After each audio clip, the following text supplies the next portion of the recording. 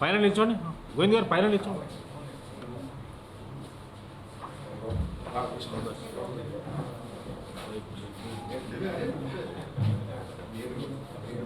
ఇప్పుడు పార్టీ రాష్ట్ర పార్టీ కార్యవర్గ సభ్యులు దయచేసి రమ్మనిగా కోరుతారు. కార్యవర్గ సభ్యులందరూ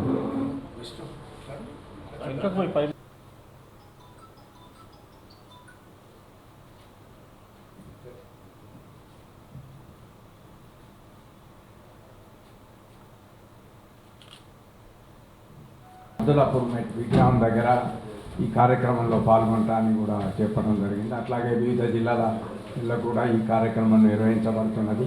ఈ కార్యక్రమానికి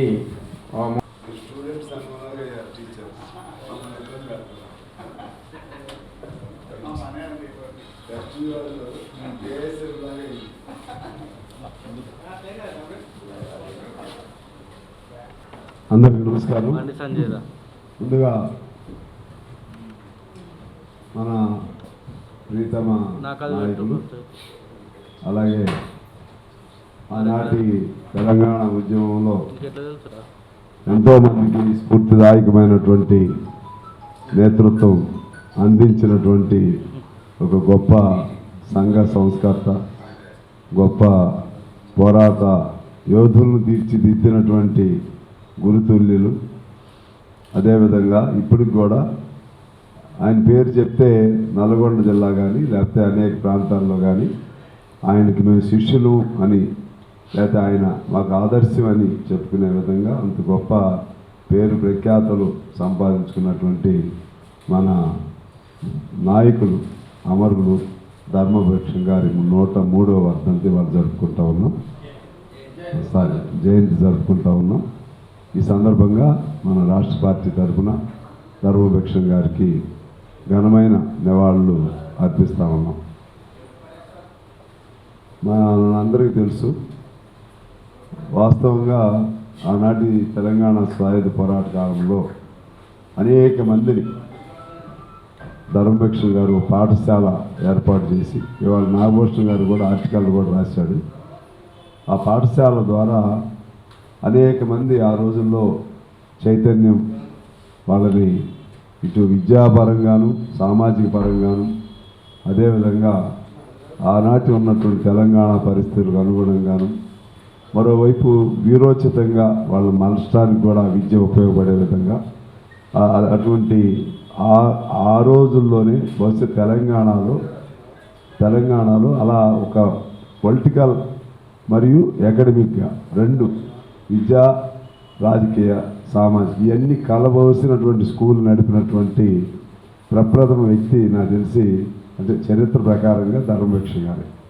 ఎందుకంటే నాకు చుక్కారామయ్య గారు కూడా ఒకసారి చెప్పారు, ధర్మవృక్షం గారు చనిపోయిన రోజు చనిపోవాలి, అప్పుడు హాస్పిటల్లో ఉన్నాను, తర్వాత చనిపోయారు. నేను కూడా వెళ్ళాను, ఆయన చుక్కారామయ్య గారు కూడా వచ్చారు. అప్పుడు వచ్చినప్పుడు ఎప్పుడంటే 2010-11 ప్రాంతంలో ఆయన చెప్పాడు నాకు గురువు గారని. నాకు ఆశ్చర్యం వేసింది. చుక్కారామయ్య గారే పెద్ద గురువు, నాకు గురువు గారు అన్నారు ఏంటంటే చెప్పారు నేను చరిత్ర. ఆయన స్కూల్లోనే మేము ఈ రాజకీయంగా కానీ ఇతర అంశాలు జైలు కాదు స్కూల్ నడిపారు, జైలు కాకుండా స్కూల్ నడిపారు కదా, దానిలో ఆయన చెప్పింది. ఆ స్కూల్లో చుక్కారామయ్య గారు కూడా హాజరయ్యి చదువుకున్నాడని చెప్పాడు నాతో. మరి ఏం చదివాడు ఏ క్లాసులు నాకు తెలియదు, కానీ అట్లా ఆయన ప్రభావం ఆ రోజుల్లో మనం ఎన్న చరిత్ర ప్రకారంగా ఇటు పొలిటికల్గా తర్వాత చైతన్యపరిచే పద్ధతుల్లోనేమో ఓపెన్ నాయకత్వం ధర్మవృక్షం గారు ఉంటే నల్గొండ జిల్లాకు సంబంధించి, మరోవైపు మిలిటెన్సీతో కూడినటువంటి అప్పుడు అండర్ గ్రౌండ్ కానీ లేకపోతే ఇంకో పేరుతో కానీ డిఎన్ అనేది చెప్తా ఉంటాం. అంటే బిఎన్ ఏమో మన సిపిఎంలోకి వెళ్ళారు, డిఎన్ ఏమో సిపిఐలోకి ఉన్నారు. వాళ్ళిద్దరూ కమాండరు లేకపోతే అసిస్టెంట్ కమాండర్స్. ఈయనేమో పొలిటికల్ వింగ్. ఓవరాల్గా వచ్చేసరికి తెలంగాణ ఉద్యమంలో రావినారాయణ రెడ్డి గారు, బద్దం మెల్లారెడ్డి గారు, మగ్దుం మొహిద్దీన్ గారు వాళ్ళు పిలిపించారు. మన రాజ్బహదూర్ గౌడ్ గారు, అటుపక్క గిరిప్రసాద్ గారు, అదేవిధంగా ఒక్కో జిల్లా అనేక మంది ఉండేవాళ్ళు. కానీ ప్రధానమైన భూమిక నల్గొండ జిల్లా కాబట్టి ఎక్కువ నల్గొండ, తర్వాత కరీంనగర్, వరంగల్లో కొద్దిగా ఈ రెండు తర్వాత వరంగల్. అయితే ఇప్పుడు ఈ జనగామ ఇప్పుడు ఇదైంది కానీ జనగామ అంతకుముందు నల్గొండ. వరంగల్కి సంబంధించి ఖమ్మం జిల్లా వరంగల్లోనే ఉండేది. కానీ పోరాటాలు మాత్రం బాగా జరిగిన నేపథ్యం మాత్రం నల్గొండది. ఆ నల్గొండ, కరీంనగర్, అదేవిధంగా హైదరాబాదులోనేమో విద్యార్థి హైదరాబాద్ స్టూడెంట్స్ ఫెడరేషన్ పేరుతోనూ లేకపోతే ఏఐటీసీ పేరుతో ఇక్కడ ఉండేవి. మొత్తంగా వచ్చేసరికి తెలంగాణ 10 జిల్లాల్లో కూడా ఈ ప్రభావం ఉండేది. అందువలన ధర్మభిక్ష గారి పాత్ర అంత గొప్ప పాత్ర ఆ పోరాటాల సమయం. రెండో అంశం ఏంటంటే ఇప్పుడు ఉన్నటువంటి బీసీ నినాదం వింటున్నాం మనం. ఈ బీసీ స్లోగన్ ఆ రోజుల్లోనే వర్గం పేరుతో ఆయన గీత పరివారుల సంఘం, కులం అనేది పెట్టకుండా గీత పరివారుల సంఘాన్ని ఏర్పాటు చేసి భారత స్థాయిలో కూడా ఆయన అధ్యక్షుడిగా ఉండటం అనేది అది మరొక అంశం. ఆ విధంగా గీత పరివారులను చైతన్యం కల్పించడంలో అప్పట్లోనే ఇప్పుడు మనం బీసీ అనే చైతన్యం బీసీ పేరుతో ఇప్పుడు వస్తే బీసీలలో అదేవిధంగా ఇతర అణగారిన వర్గాల్లో చైతన్యం అప్పట్లోనే ఆయన కలిగించారు. అదేవిధంగా నాకు తెలిసి ఆయన పోటీ చేసి ప్రతి చోట గెలిచినట్టే ఉన్నారు. ఎక్కడో ఒక చోట ఓడిపోయారు ఒకసారి, అంతేనా? ఒక చోట ఎక్కడ ఆయన మీద ప్రయోగాలు చేసేవాళ్ళు. ధర్మభిక్ష గారిని ఒకసారి హుజూర్ నగర్, సూర్యాపేట, నల్లగొండ, అన్ని చోట్ల ఎంపీగా మాత్రం 2 సార్లు పోటీ చేసి 2 సార్లు గెలిచినట్లున్నారు. అట్లా అయినా సింపుల్ లివింగ్. మనిషి మాత్రం అందగాడే, 6 అడుగులు, మంచి ఆ కలర్, ఆ వాయిస్ అన్నీ, అది అందరికీ అమరం. అన్నీ ఉన్నాయి ఆయన దగ్గర. మాట కూడా ఎంత సౌమ్యుడో నాకు బాగా గుర్తు. ఉపన్యాసం చెప్పాలంటే గొంతు పెద్ద గొంతు. ఆ విధంగా సరే ఏదున్నా మనం అంటూ ఉంటామే, ఒక వీరుడు మరణిస్తే కొన్ని వేల మందికి స్ఫూర్తిదాయకంలాగా ధర్మభిక్ష గారిని అంటే మనం చరిత్ర పుటల్లో వెనక్కి తీసుకెళ్లకుండా మనలాంటి వాళ్ళు చరిత్ర పుటల్లోకి ఎక్కించాలి. అంటే ఉన్న దాన్ని మరుగున పడకుండా చేయగలిగితే చాలు. ఆ ప్రభావం ఇప్పుడు కూడా అనేక మంది మీద ఉంటుంది. రెండోది ఏంటంటే తెలంగాణ సాయుధ పోరాటంలో పాల్గొన్న వాళ్ళందరూ మనకు సంబంధించిన వాళ్ళే. దాన్ని ఇప్పుడు అందరూ హైజాక్ చేసేస్తున్నారు. ఒక ధర్మభిక్ష గారిని హైజాక్ చేయలే, ఎందుకంటే మీరు అందరూ ఉన్నారు కాబట్టి హైజాక్ చేయలే. లేకపోతే ఈయన వాళ్ళు హైజాక్ చేసేసేవాళ్ళు.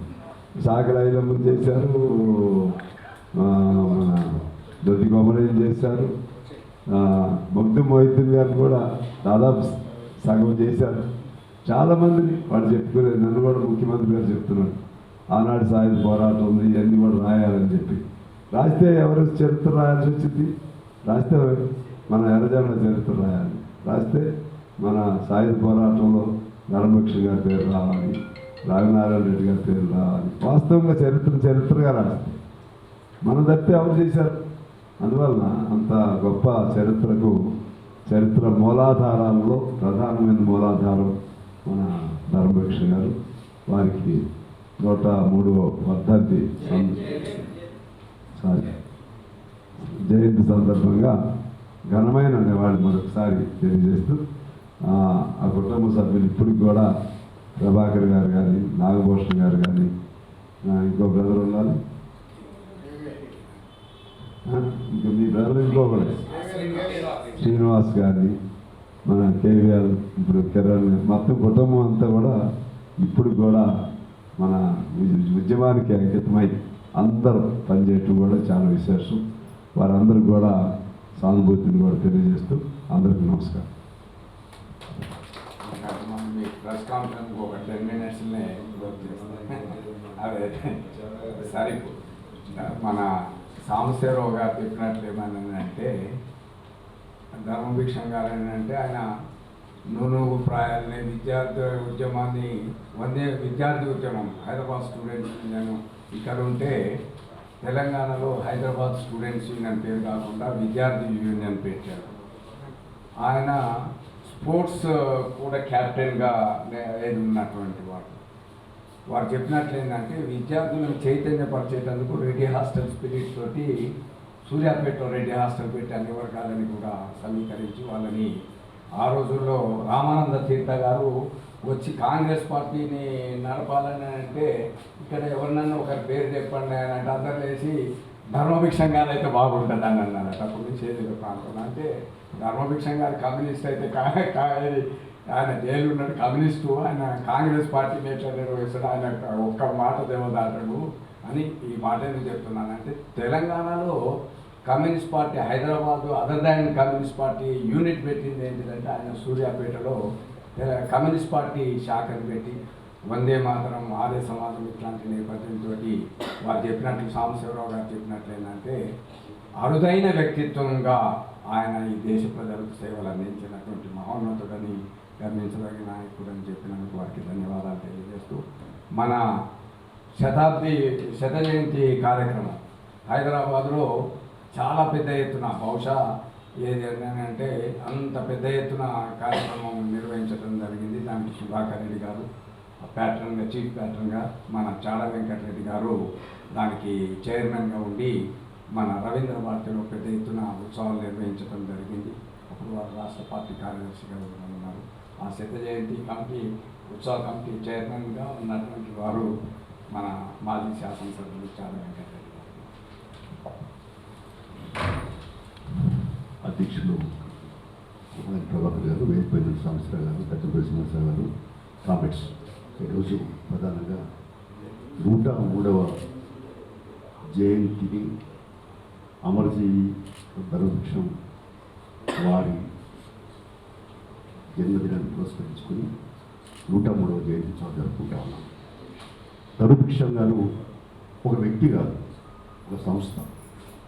ఆయన ఆనాడు చిన్నప్పుడే ఎర్రజెండాకు ఆకర్షితాయి విద్యార్థి నుంచి యువకుడిగా సాయుధ పోరాటంలో పాల్గొంటూ ప్రత్యక్షంగా అనేక ఆటపోటీ ఎదుర్కొంటూ అంతేకాకుండా ప్రజాసేవకు అంకితమై సేవా దృక్పథంతోనే మన బొమ్మగారి ప్రభాకర్ గారు చెప్పినట్టుగా సంవత్సరాల గారు మాట్లాడినట్టుగా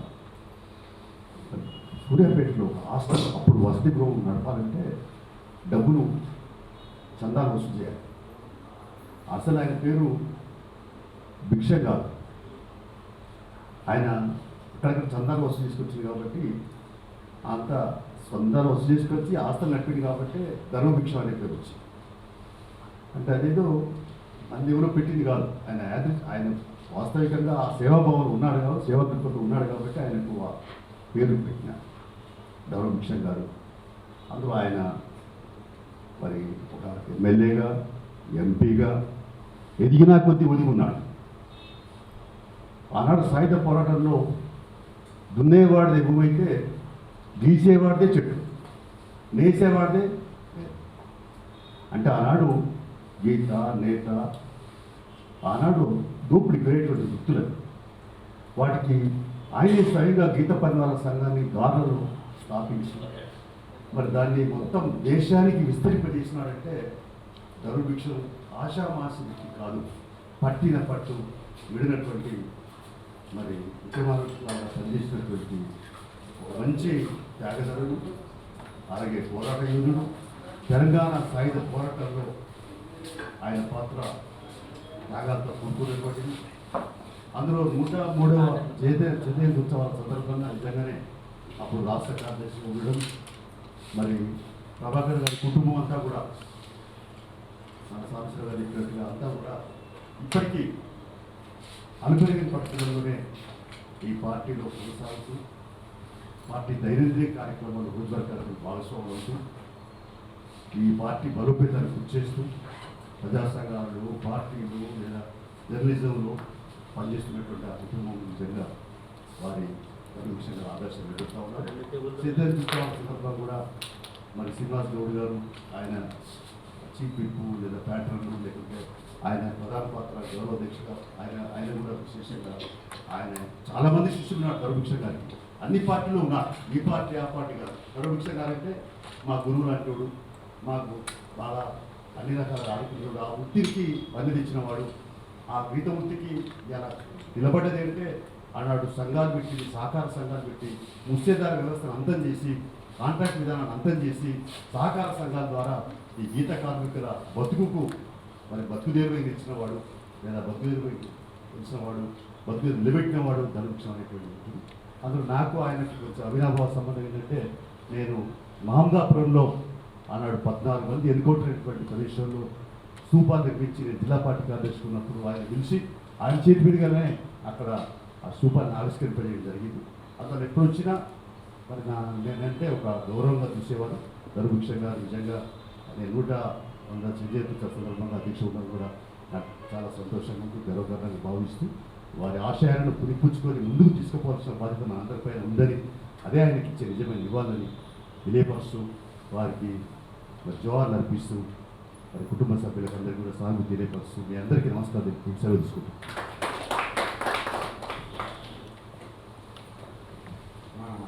చాడా వెంకటరెడ్డి గారు అనేక విషయాలని చేశారు.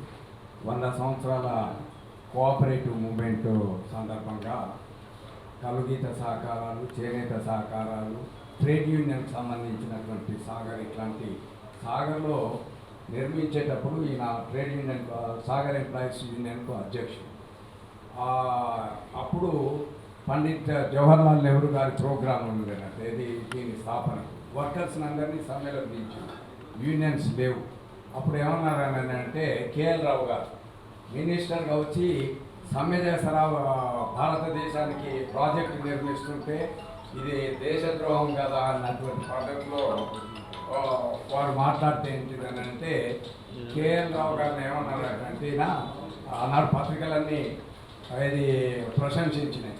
వీళ్ళందరూ దేశానికి ప్రాజెక్టు నిర్మించేటోళ్ళేమో దేశానికి ద్రోహం చేసేటోళ్ళు, ఇది తిండి కోసం శ్రమశక్తితోటి ప్రాజెక్టు చేసేటోళ్ళకి వాళ్ళ సమస్య పరిష్కరించకపోవడము ఏది దేశానికి ఇది వన్నె తీసుకొస్తుందని ప్రశ్నిస్తే చెప్పకుండా పోయిందని కేఎల్ రావు గారిని ఆ రోజుల్లో అన్నటువంటి మాట. ప్రభాకర్ రెడ్డి గారు సినీ యాక్టరు గాంధీ భవన్కి పోయి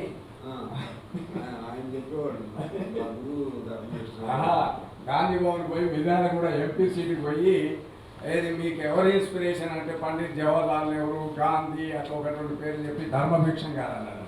మరి సీట్కి వచ్చి కమ్యూనిస్ట్ పార్టీ కాంగ్రెస్ పార్టీ సీట్కి వచ్చి నువ్వు ధర్మభిక్షం గారు సిపిఐ నాయకులు పేరు చెప్తున్నావు, నీకు సీట్ ఎట్టిస్తారా అని అడిగితే వాళ్ళు ఇస్తే ఇచ్చిండ్రు, లేకపోతే నాకు చైతన్యం తీసుకొచ్చింది విద్యాలయాలు పెట్టి ధర్మభిక్షం గారు చేయబట్టి ఆయనే మాకు అని చెప్తే బాక్సులు వచ్చింది నెక్స్ట్ టైం అంటే అందు గురించి ఏమనంటే ఆయన ఔన్నత్యం ట్రేడ్ యూనియనిస్ట్గా వివిధ రకాలుగా ఉన్నది. మన రాష్ట్ర పార్టీ సహాయ కార్యదర్శి ఒక నిమిషం ఏది శ్రీనివాస్ తక్కెలపల్లి శ్రీనివాస్ గారు అందరూ ఒక్కొక్క 1 minute 2 minutes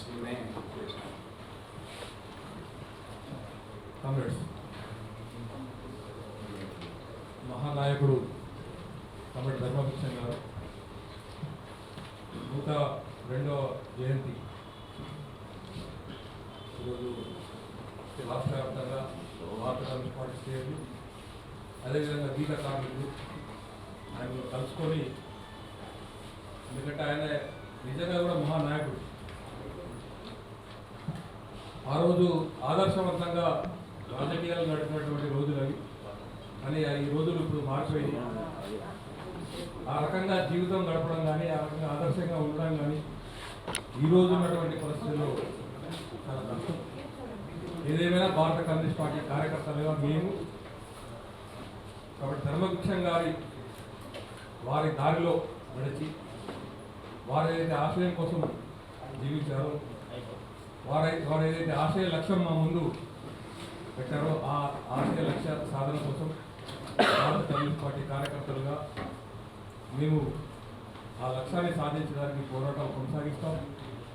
అదేవిధంగా గీత కార్మికులు కానీ, ఇంకా బీసీ వర్గాలు కానీ, ఇంకా అనేకమైనటువంటి వర్గాల ప్రజల హక్కుల కోసం ఖచ్చితంగా భారత కమ్యూనిస్ట్ పార్టీ కార్యకర్తలుగా వారి దారిలో మేము నడుస్తామని ఈ 102వ జయంతి సందర్భంగా మరి మేమంతా కూడా ప్రతిజ్ఞ చేయాల్సినటువంటి అవసరం ఉందని తెలియజేస్తూ నాకు ఈ 2 మాటలు మాట్లాడడానికి అవకాశం కల్పించినటువంటి మీ అందరికీ ధన్యవాదాలు సెలవు తీసుకున్నాను.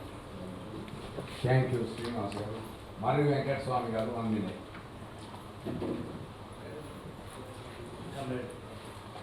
బొమ్మగారి ధర్మవృక్షం గారి 102వ జయంతి సందర్భంగా అధ్యక్ష వహిస్తున్న ప్రభాకర్ గారు, పెద్దలు, ప్రేమైన ధర్మవృక్షం గారితో నాకు ప్రధానంగా 85 నుండి పరిచయం. ఒక చిన్న పిల్లగాడిగా కరీంనగర్ జిల్లా విద్యార్థి ఉద్యమంలో కొనసాగుతున్న సందర్భంగా గీతా పనివారుల సంఘం కరీంనగర్లో పెద్ద ఎత్తున వేలాది మంది పిలుపిస్తే చిన్నమల్లయ్య గారు ఒక పక్క, ధర్మవృక్షం గారు. ఆ గీతా పనివారుల సంఘం బహిరంగ సభలు ర్యాలీలు నడుస్తుందంటే ఆ ర్యాలీలో విద్యార్థి నాయకునిగా మేము లైన్లో పెట్టి బహిరంగ సభ నిర్వహించిన సందర్భం. తర్వాత రాష్ట్ర కేంద్రంలో నేను ఒక 8 సంవత్సరాలు రాష్ట్ర కేంద్రంలో విద్యార్థితో ఉన్నప్పుడు వారు నల్గొండ పార్లమెంటు సభ్యులు విద్యార్థి సంఘం ఏఐఎస్కు జిల్లా మహాసభలకు వారిని చీఫ్ గెస్టులుగా తీసుకుపోయారు. మరింత వారి దగ్గర ఉండి నేర్చుకున్నటువంటి ఏంటంటే విలువలు, రాజకీయ విలువలు, సమాజంలో జరుగుతున్న రుగ్మతలకు వ్యతిరేకంగా సమాజ మార్పు కోసం అనునిత్యం మేము వారి కారులో కూర్చొని వాళ్ళ అబ్బాయిగా ఉన్నటువంటి నాకు ప్రభాకర్ గారు చెప్పారు. అసలు వారికి నాకు కుటుంబ సభ్యునిగా ఆ కుటుంబ నేపథ్యంలోనే నన్ను తీసుకొని నడవాలనుకుంటా తీసుకెళ్ళి అనేక విషయాలు చెప్పారు. నిజంగా ఈ 103వ జయంతి సందర్భంగా మాట్లాడేటువంటి అవకాశం కలిగినందుకు, వారు చేసినటువంటి ఆదర్శాలు, ఆశయాలు, వారు పడ్డటువంటి కష్టాలు, సమాజ సేవలో ఏ రకమైనటువంటి పద్ధతిలో పనిచేశారో వారికి నిజమైనటువంటి నివాళులు అర్పించడం అంటే వారి విలువలను ముందుకు తీసుకెళ్ళి ఈ సమాజ మార్పులో కమ్యూనిస్టు పార్టీగా ఈరోజు ముందు తీసుకెళ్లాల్సిన అవసరం ఉందని చెప్పి తెలియజేస్తూ ఈ అవకాశం కల్పించిన అధ్యక్షుల వారికి అందరికీ ప్రతికొంట విప్లవం తెలియజేస్తున్నాను. వెంకటస్వామి గారు చెప్పినట్లు ధర్మభిక్షం గారిని సాయుధ సమరంలో ఆయన నిలువెల్ల గాయాలతోటి, నెత్తురుతోటి ప్రవహించినటువంటి శిక్షను అనుభవించి ఆయన అది కనబర్తి కాల్చేయాలన్నటువంటి ఉత్తర్వులు ఉన్నటువంటి 5-6 సంవత్సరాలు జైలు జీవితం గడిపినటువంటి ఈ సందర్భంగా సృజన మహిళా సమాఖ్య అధ్యక్షురాలు 1 minute, ఎందుకంటే మళ్ళీ కాదు.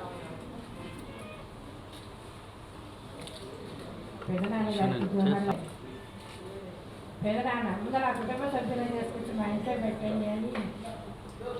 అప్పుడు నా వయసు 20. ఇక్కడే చదువుకుంటూ వారు గుర్తుకొచ్చిన, వారి ఆశయాలు గుర్తుకొచ్చిన, వారి ఆశయాల కోసం ఈ సమాజంలో పోరాటం చేయాలని ఒక పట్టుదలతోటి ఎల్లారెడ్డి కూడా గ్రామ ప్రజలు ఎప్పుడూ ఆశిస్తూ ఉంటారు. వారి ఆశయాలు ముందుకు తీసుకుపోవాలని కోరుతూ ఈ అవకాశం ఇచ్చినటువంటి అధ్యక్షుల గారికి ధన్యవాదాలు తెలియజేసి సెలవు తీసుకుంటాను. రాష్ట్ర గీత పని వాళ్ళ సంఘం వేదికను అలంకరించిన పెద్దలు, హాజరైన 50 మందికి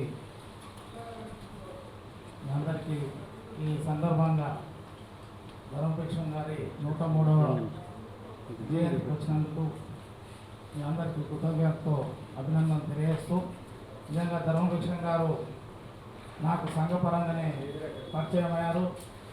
మా షామీర్పేట చెరువు కింద తాటి ఈతవనం పోతుంటే ధ్వంసం అవుతుంటే దానిపైన పెద్ద ఎత్తున పోరాటాలు చేయడం జరిగింది. ఈ జిల్లాలో ఉన్నటువంటి రియల్ ఎస్టేట్ వ్యాపారులు తాటి ఈత వనాలను ధ్వంసం చేస్తుంటే మరి వారి దగ్గరికి వెళ్తే మొత్తం ఈ జిల్లా, అప్పుడు ఉమ్మడి రంగారెడ్డి జిల్లాలో అనేక ఉద్యమాలు చేసి మరి నన్ను ఇట్లా పట్టుకున్నామంటే వదలలేదు. అక్కడి నుంచి జిల్లా సెక్రటరీగా, తర్వాత గీత పనివారుల సంఘం రాష్ట్ర ప్రధాన కార్యదర్శిగా మరి వారి హయాంలోనే నన్ను అట్లా కామ్రేడ్ నాకు ఉన్నటువంటి అనుబంధం అని తెలియజేస్తూ మరి ఈ అవకాశం ఇచ్చినందుకు ధన్యవాదాలు. ఎస్టీ నాయకులు ఈ సమావేశానికి అధ్యక్షత వహించిన కుమార్ ప్రభాకర్ గారు, వేదికపై ఉన్నటువంటి శాసనసభ్యులు సిపిఐ రాష్ట్ర కార్యదర్శి కాంగ్రెస్ కుటుంబ సాంబశివరావు గారు, జాతీయ కార్యదర్శి తోడవరెడ్డి గారు, కక్కల శ్రీనివాసరావు గారు, వేదిక ఉన్నటువంటి కాంగ్రెస్ అందరికీ హృదయపూర్వక నమస్కారం. ముఖ్యంగా ధర్మభిక్ష గారి గురించి వాస్తవంగా నిన్న మన ఎమ్మెల్సీ ఎన్నికల సందర్భంగా నల్గొండ చూస్తుంటే ఎక్కడ చూసినా ధర్మభిక్ష గారి గురించి చెప్తూ అంటే ఆయన చేసినటువంటి సేవలు, అక్కడ శాసనసభ్యులుగా, పార్లమెంట్ సభ్యులుగా, గడువు బలైన ఆచార్యుడిగా మేము ఇక్కడ పాఠశాల పోయిన కూడా ధర్మభిక్ష గారి సేవలు చాలా మంది కోరుతున్నారు.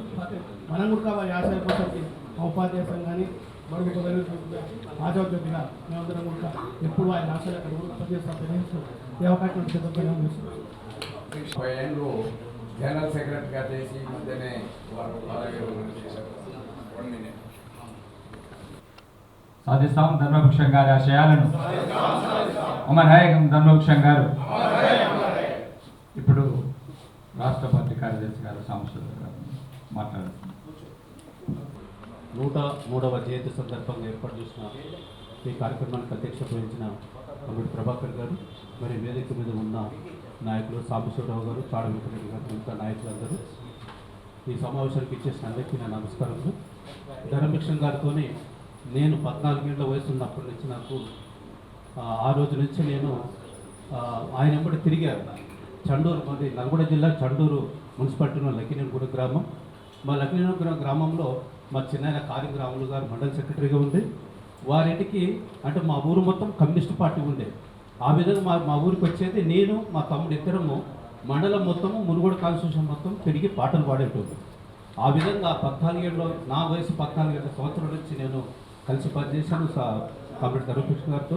అదేవిధంగా వారు ఎన్నో రాజకీయ ఉద్యమాలు నడిపారు. విద్యార్థి ఉద్యమాలు, యువతల ఉద్యమాలు, గీతా పనివాళ్ళ సంఘం ఉద్యమం ఇవన్నీ నడిపి మనందరికీ ఎంతో ఆదర్శప్రాయంగా అయ్యారు.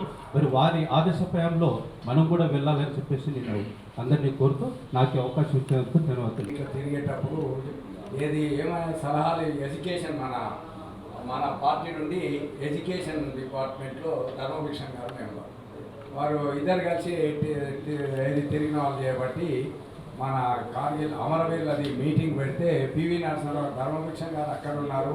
ధర్మభిక్షం ఏమయ్యా నువ్వు అక్కడ కాదు మాతోటి సమానంగా కూర్చోవాల్సిన కోటీలు జరిగినటువంటి మీటింగ్లో ప్రస్తావించారు. అంటే ఆయన మన పార్లమెంటు సభ్యులు గిరిప్రసాద్ గారు వీళ్ళందరూ వెళ్ళినప్పుడు మీరు ధర్మభిక్షం గారు అని చెప్తే ఆయన ఎన్నడూ వ్యక్తిగతంగా పని మీ గురించి రాలే, సమాజానికి సంబంధించిన పని తప్ప తన వ్యక్తిగతంగా పని కాదు. అంటే ఆ రకమైనటువంటి క్యారీర్తోటి సమాజ సేవలో నిమగ్నమైనటువంటి దానికి మీరందరూ మా రమేష్, జైన్ రమేష్ వీళ్ళందరూ చాలామంది ఉన్నారు, కోటిరెడ్డి, విష్ణు, రామోజీ, కానీ ఏదైనా మరి ఇప్పటికీ మన అనిల్ వీళ్ళందరూ కూడా ఉన్నప్పటి కృష్ణమూర్తి కూడా శాసనసభ్యుడిగా వీటితో అనుభవాలు ఉన్నటువంటి వాళ్ళు నాయకులు వీళ్ళందరూ కూడా ఏదేమైనప్పటికీ కూడా ఈ కార్యక్రమానికి నిన్ననే అందరికీ రాత్రి ఫోన్ చేసి చెప్పినందుకు విజయలక్ష్మి పండిట్ గారు వీళ్ళందరూ ఆమె తాండూరులో కార్యక్రమాలకు కూడా రెగ్యులర్గా అటెండ్ అయ్యేటటువంటి వారు.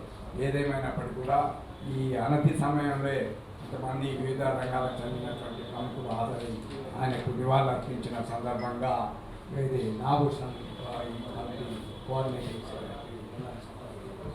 సిపిఐ రాష్ట్ర కార్యదర్శి సాంబశివరావు గారు, ఎమ్మెల్యే గారు, అట్లాగనే చాడ వెంకటరెడ్డి గారు ఇద్దరు చేతుల మీదుగా పూలమాల వేసి నివాళులు అర్పించారు. వారితో పాటు రాష్ట్ర అధ్యక్షులు ప్రభాకర్ గారు, రాష్ట్ర ఆర్గనైజింగ్ సెక్రటరీ నాగకృష్ణ గారు, పార్టీ రాష్ట్ర కార్యవర్గ సభ్యులు, సమితి సభ్యులు, ప్రజా సంఘాల ప్రజలందరూ.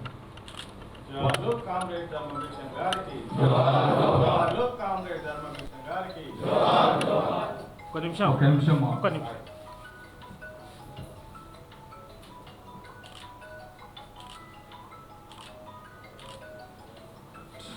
నిమిషం మౌనం చేసి ఒక నిమిషం.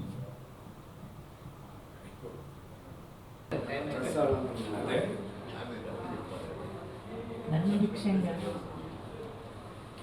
సూర్యాపేట జిల్లా ఉమ్మడి నల్లగొండ జిల్లాకు సంబంధించే కాక జాతీయ నాయకుడిగా గీత కార్మిక సంఘంలోనే కాక మొత్తం అన్ని తరగతులకు చెందిన ప్రజల సంక్షేమం అభివృద్ధి సాధనకు నిరంతరంగా పాటుపడినటువంటి వ్యక్తి. విద్యార్థి దశలోనే మన నాయకులందరూ మాట్లాడి ఉంటారు.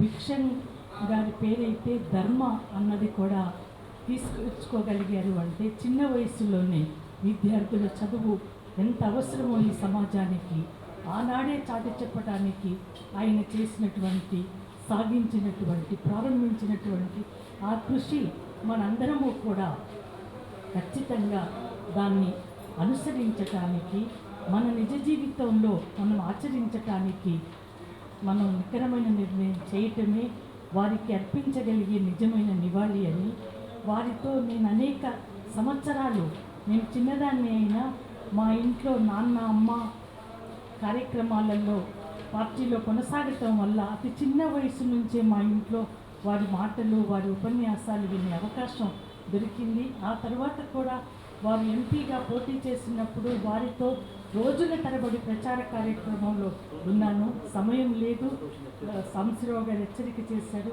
వారికి జోహార్లు తెలియజేస్తూ నిజంగా వారికి నివాళి అర్పించటం అంటే ఈరోజు ఆలస్యంగా వస్తున్నందుకు చాలా ఫీల్ అయ్యాను. వారి బాటను కొనసాగించటమే మనందరము నిజంగా అర్పించగలిగే నివాళిగా పేర్కొంటూ ముగిస్తాము.